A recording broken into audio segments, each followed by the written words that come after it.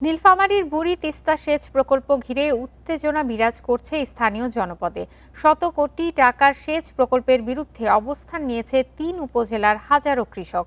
সম্প্রতি আনসার ক্যাম্পে হামলা, ভাঙচুর ও লুটপাটের অভিযোগে প্রায় ৭০০ কৃষকের বিরুদ্ধে মামলা করেছে পাউবো।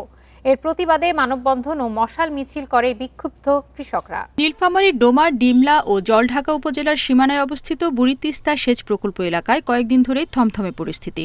জলাধার খননকে কেন্দ্র করে পানি উন্নয়ন বোর্ড ও স্থানীয় কৃষকদের মধ্যে বিরোধ তীব্র আকার ধারণ করেছে। খনন কাজে বাধা ও হামলার অভিযোগে পাউবো প্রায় ৭০০ কৃষকের বিরুদ্ধে মামলা করেছে। এর প্রতিবাদে হাজার হাজার মানুষ মশাল হাতে রাজপথে নেমে আসে। মানববন্ধন ও বিক্ষোভ মিছিল হয়েছে। কৃষক নেতারা বলছেন, প্রকৃত জরিপ ও নদীর স্বাভাবিক প্রবাহ বিবেচনা না করে ও জমি অধিগ্রহণ ছাড়াই ৩ ফসলি জমিতে খনন কাজ শুরু করতে চায় পানি উন্নয়ন বোর্ড। প্রতিবাদ করতে গেলেই কৃষকদের নামে হচ্ছে মামলা।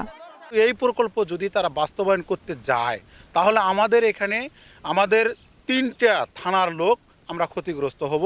এবং যে নদী আপনারা দেখেন, নদীর যে উৎস এখন বর্তমানে কোনো পানি নেই। এখন তারা কোথা থেকে পানি নিয়ে আসবে? এই গ্যামজামটা অনেক আগে থেকেই এখানকার কৃষকরা যখনই একটু মুখ খোলে তখনই পানি উন্নয়ন বোর্ড এখানকার লোকদেরকে ভূমিদস্যু বলে, সন্ত্রাসী বলে, আর তারা বারবারই মামলা দিচ্ছে।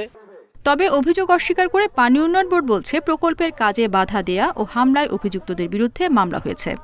তারা ভুল তথ্য প্রচার করছে যে আমরা তাদের 3 ফসলি জমি আমরা খনন করব এবং তাদের ব্যক্তিগত যে বাপদাদার ভিটা সেটা আমরা উচ্ছেদ করব। এটা সম্পূর্ণ মিথ্যা এবং একটা বিভ্রান্তিকর তথ্য। কৃষকরা যদি পানি উন্নয়ন বোর্ডের সাথে বা জেলা প্রশাসনের সাথে বসে, আমার মনে হয় যে এটা একটা সুষ্ঠু সমাধান হওয়া সম্ভব। ২০২৩ সালের ফেব্রুয়ারিতে ডিমলার রামডাঙ্গা এলাকায় জলাধার খননের কাজ শুরু করেছিল পাউবো।